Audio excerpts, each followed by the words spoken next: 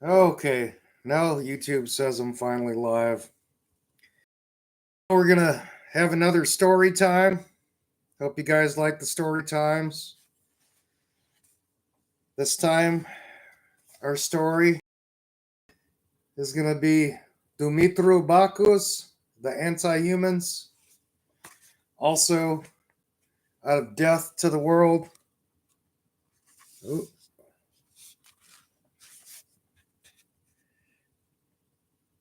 Volume 29.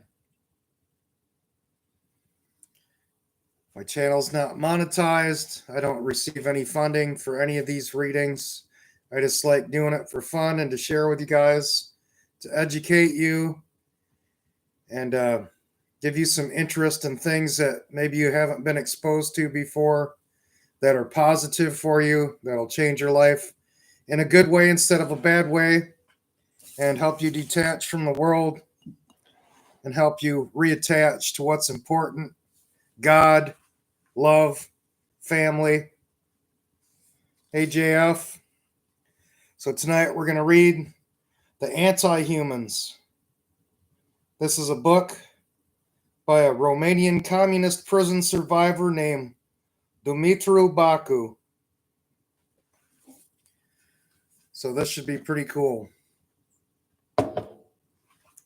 Have a sip of coffee here and I'll start reading.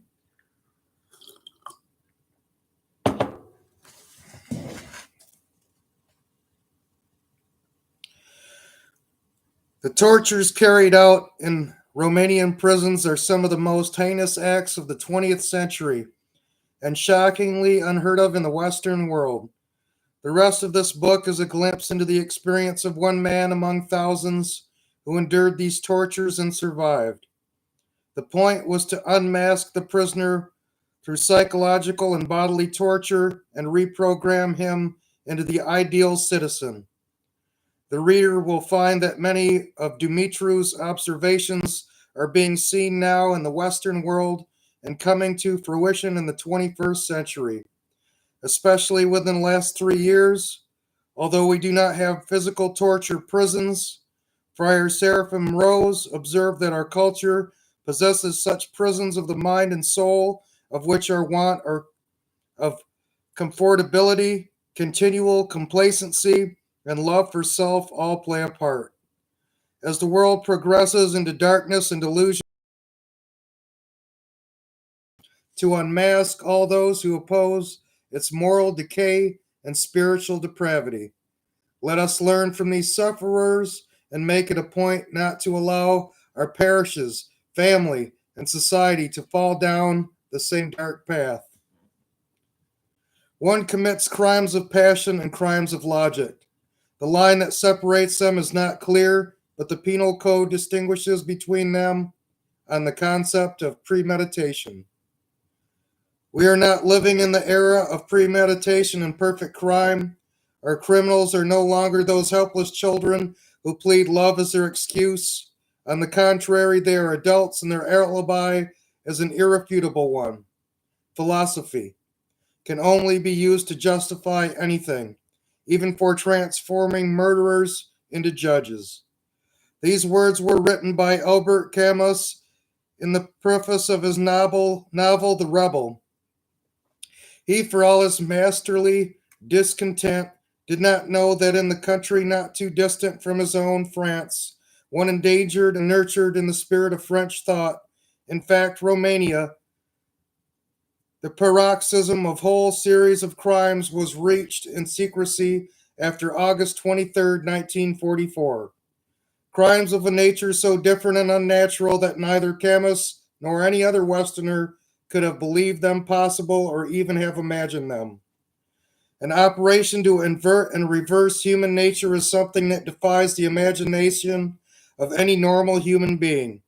Except for the victims and their torturers, only a very few persons who have had the opportunity of informing themselves can give credence to those crimes and furthermore can understand the deeper significance lying beneath the physical facts. It is true that the last 4 decades constitute an era of crime. Crime coldly and logically calculated, even justified as rational.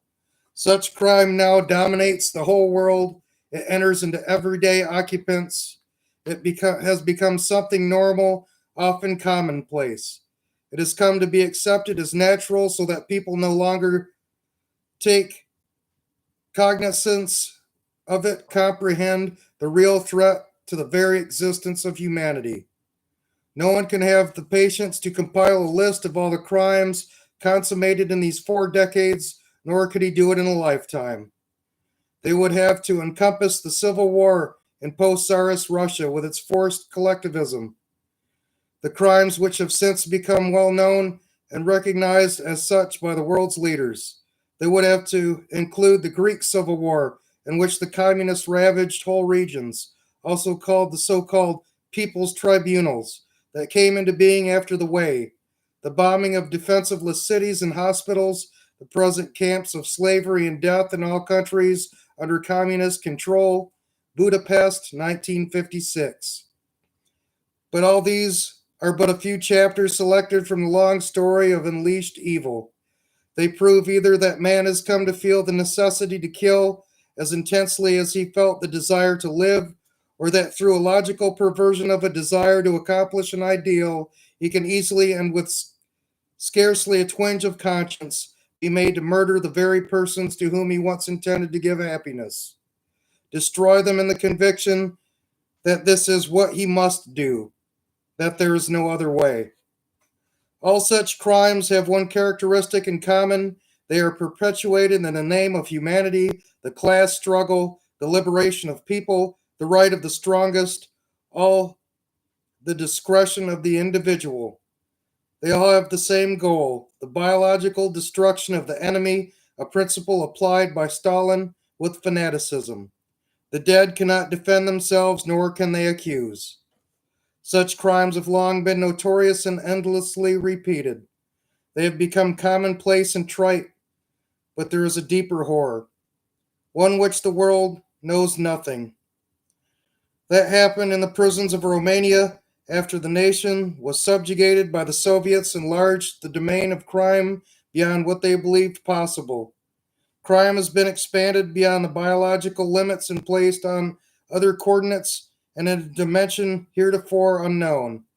Perpetuated in cold blood and cynically with sadism never met before, crime now aims not to destroy the body but the soul. The biological destruction of an adversary no longer satisfies or pleases, or maybe it does no pay anymore. The wrecking of the victim's mind and soul is a more appealing and more useful the destruction of the human characteristics, the reduction of a man to a level of total animality, a definitive dehumanization that transformed what was human into a docile, malleable protoplasm, instinctively responsive to the trainer's whims, a zombie. My story is, I believe, a unique experience, but it did not spring from fancy, from a brain that had paused beyond the threshold of rationality in order for it to be possible. A distinct evolution was necessary on a place of through on a philosophic plane through a long period of upheavals, of breaking down and replacing all values in which man has so far believed. It was necessary that speculations of pure reason and physical determination converge with human sciences from which man is virtually eliminated. What up till now was not considered an unassailable truth, that man is a divine creation, has been replaced by desiderate taken as truth that a man is a creative divinity. The old values and the concept of man have been discarded. In the light of new realities and relationships, the experimenters crystallize the entire materialistic harvest of the last centuries into a venom worthy of the concept which spawned it. It was necessary that God be dethroned and that in his stead man be exalted, not an actual man, but a hypothetical one existing only in the imagination of his creators. Divinization of matter resulted in the confusion of man and matter, with man's submission to matter. This last conclusion permitted the experiment to be made without inhibitions. When no difference is recognized between a piece of iron subjected to shaping and a man subjected to physical experimentation, psychological experimentation, the same working methods may be applied both to iron and to man, and the same desired result will be obtained. By virtue of such reasoning, stripped of all human sentiment, it was possible to have toward man the same attitude the sculptor had toward a piece of marble. He carves away to produce from amorphous rock a model existing in his imagination. It does not matter if he is successful, there is plenty of marble, and if the treatment applied to man is also unsuccessful, again it does not matter. Of men, there are more than enough. One single thing may seem paradoxical, that man have dared to treat others of their own kind as though they were unlike themselves. Those of whom I shall tell arbitrarily considered themselves different from their fellow men and felt justified in subjecting them to unprecedented treatment. They assumed for themselves the role of creator, but denied this to others, as if the latter were needed from a different and inferior matter. This was possible because the normal sense of values had become so distorted that even the experimenters themselves were not sure that a deed conforming to the principle today would not be declared tomorrow a crime and they be punished accordingly. But until then, for them, the crime was legal. What is worse, they proclaimed it a salutary act. They have the torturer, an educator's certificate, and his victim, by virtue of the same contorted logic, they'd accused of being an odious criminal. What were the methods used? What were the results of this experimentation in which the fashioning of a new kind of man attempted, a man of whom even the most primitive savages would be ashamed? Only the simple facts can tell us. They, above all other considerations, remain irrefutable proof of an era in which disdain for the human condition has reached its lowest level, greatly exceeding anything thus far found in concentration camps. This is the characteristic of the 20th century and the contribution of Soviet Russia to the history of mankind, to the history of nations. She has been subjugating that of having, through communist methods, the name to the century of crime. Dumitru Bacu, survivor of the re-education experiment and the unmasking imposed by the Roman communist and the unmasking imposed by the Romanian Communist Party through extreme torture.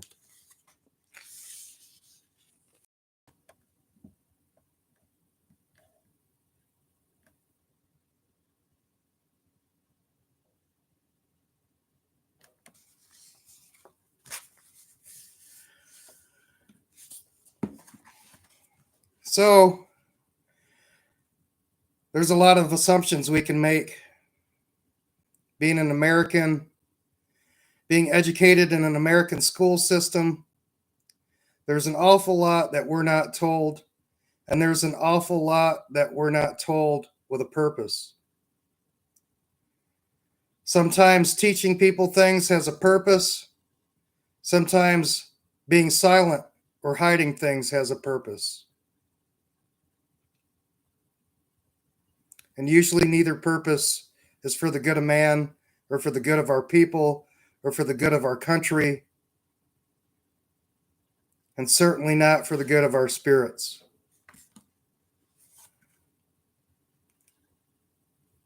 So the best way to learn is to go out and learn from real people.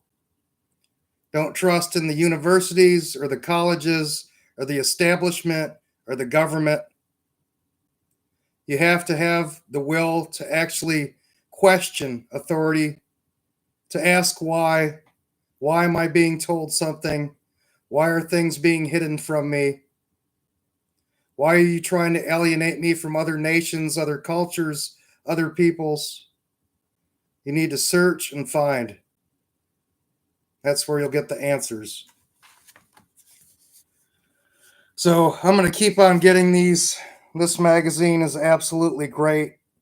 I highly recommend it.